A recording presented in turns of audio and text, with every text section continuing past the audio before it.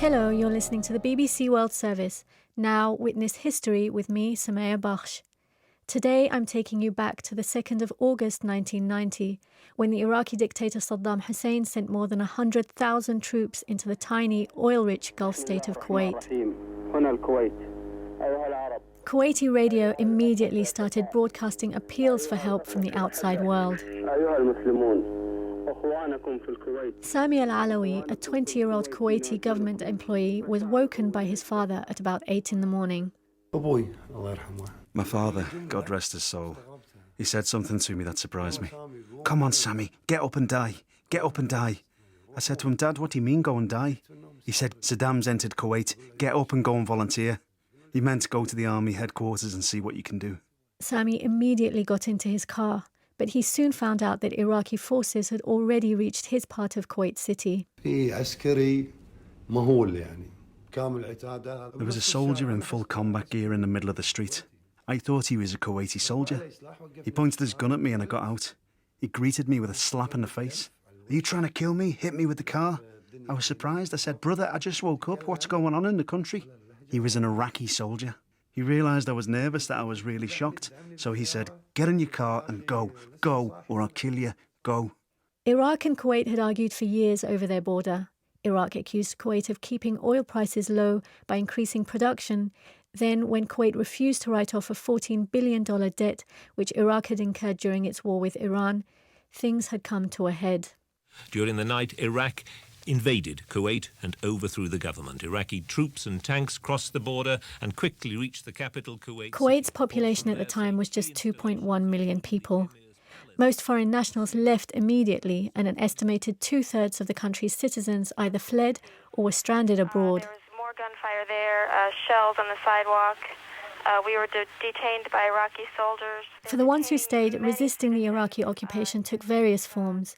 Sami and his father went from being civilians to members of the armed resistance overnight, gathering weapons and ammunition and trying to oppose Iraqi forces. In August, our most important task was finding a place to base ourselves and secure it with weapons. The Iraqis still didn't know the country well, not like us, you know. They still hadn't got to grips with all the areas, so we collected all the weapons we could and went underground. As the Iraqis consolidated their grip on the country, resistance became more and more risky. Sami and his uncle were captured in October 1990. They were taken to a prison in Basra in Iraq. On the way there, they stopped. We were blindfolded with handcuffs behind our backs. They took us out and I could tell it was a windy place. They lined us up next to each other and I hear the sound of guns being loaded. And the firing started. So the programming in your head tells you that the person next to you has been shot and the next shot will be for you. I was just waiting to feel the bullet's heat so that I would fall. 2 minutes later we heard the Iraqis laughing. They were just pretending they wanted to execute us. Then they put us back in the bus. It was just a thing they did with us. Sami was released in late December 1990. He went straight back to Kuwait and the resistance. In the intervening months, the international community had formed a coalition led by the USA to force Iraq out of Kuwait. One way or another, the Iraqi army of occupation will leave Kuwait. On the 17th of January 1991, the coalition launched Operation Desert Storm.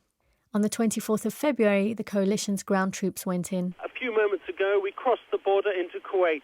In the desert on either side are signs of Iraqi defences.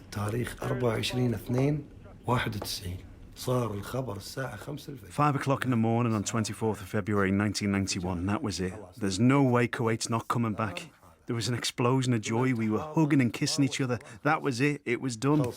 But it wasn't quite done. Sami's father, Hadi al-Alawi, led a resistance group called the Masila Cell. Its base was a house in the Grain suburb south of Kuwait City. But coalition forces hadn't yet reached Kuwait City, and that morning Iraqi troops arrived in Grain to carry out random searches on houses. Sami was there with his father and 17 other young men when the soldiers came to search the house. When one of them shot at an Iraqi soldier to prevent him from entering, the troops fired back. It was exciting.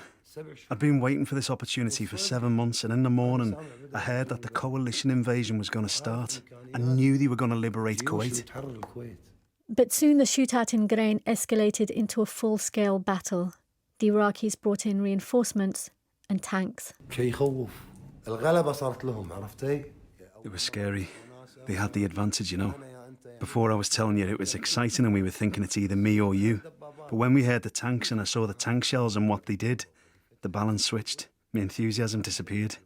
It was painful. I thought, I can't confront this. As the hours passed, with the resistance cell hopelessly outnumbered, its leader, Sami's father, could see it was just a matter of time before they were all killed or captured. It was a devastating turning point for Sami. That broke me. My father's different, Sumaya. We were really good friends and we had a lot of respect between us. So when he saw that was it, that after half an hour or an hour, that would be the end, I feel like he thought, I'm your elder and I'm responsible, so I will die. But God help the rest of you. So he went up to the roof and a shell hit. I called out to him and he answered, I'm okay. He said, I'm okay. Second shell, I called out to him and he didn't answer. And I didn't have the courage to go up and see. The house was completely exposed. I knew he'd gone. In that moment, you know the feeling, the honour that I told you about before and the bravery that I didn't care. When I didn't hear his voice, I lost all of that. I just wanted one thing then. I wanted to get out the house. I didn't want to be captured alive. So I left the house and Jamal and Talal came with me.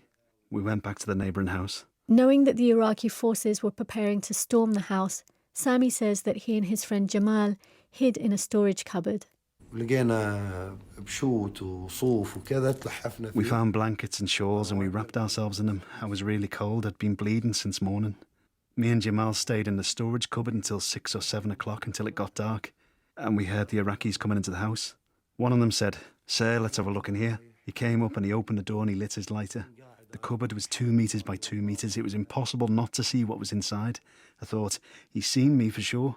I started reciting a verse from the Quran to myself. In the name of God, the most gracious, the dispenser of grace, we have set a barrier before them and a barrier behind them, and we have enshrouded them in veils so that they cannot see. And I heard the Iraqi saying to his officer, Sir, there's nothing in there, there's just rags and clothes.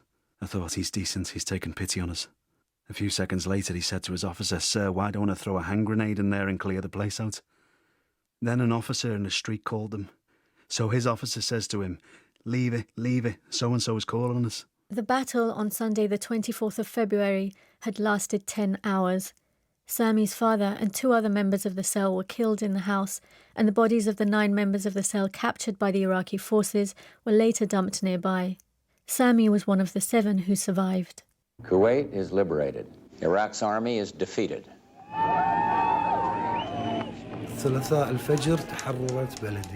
Tuesday at dawn, my country was liberated. People were celebrating and laughing, happy. Kuwait had returned. I didn't live these moments of happiness that I'd been waiting for. I didn't feel it, I didn't live it. I was crying and going around the hospital morgue looking for my friends.